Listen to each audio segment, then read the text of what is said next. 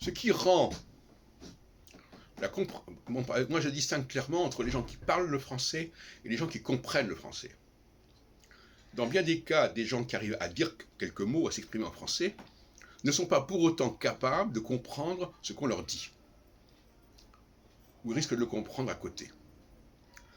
Et les responsables de ce genre de problème, ce sont les apostrophes et ce sont les liaisons.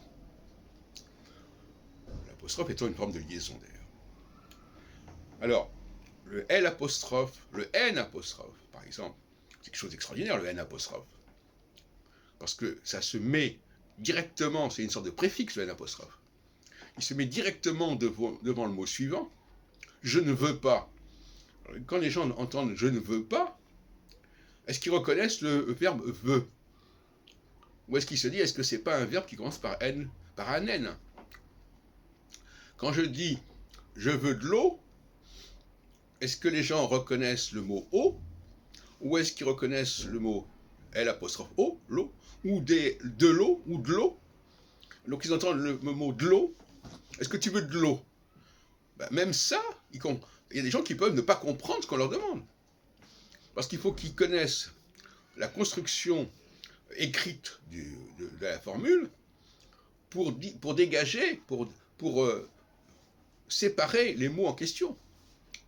Donc, le français, alors il y a aussi la question des liaisons. Les liaisons qui effectivement font que les mots sont collés les uns sur les autres. Et là encore, je crois que beaucoup de gens sont perdus, sont égarés quand il y a des liaisons. Alors, ils vont dire qu'ils parlent le français, mais c'est faux. Ils le parlent, ils disent quelques mots en français. Quand eux-mêmes parlent, ils savent de quoi ils parlent. Ils savent quels sont les mots qu'ils utilisent. Mais quand ils entendent quelqu'un de français, dont c'est la langue maternelle, donc c'est la langue courante, eh bien, ils ont beaucoup de mal. On pourrait parler d'une sorte d'analphabétisme de l'oralité. Hein? C'est-à-dire qu'ils savent parler, mais ils ne comprennent pas ce qu'on leur dit. Et il faut bien reconnaître que lorsque l'on parle à des personnes qui... on ne sait pas très bien s'ils comprennent ou ne comprennent pas ce qu'on leur dit. C'est ça le défaut, c'est ça le problème, c'est ça qui bloque aussi.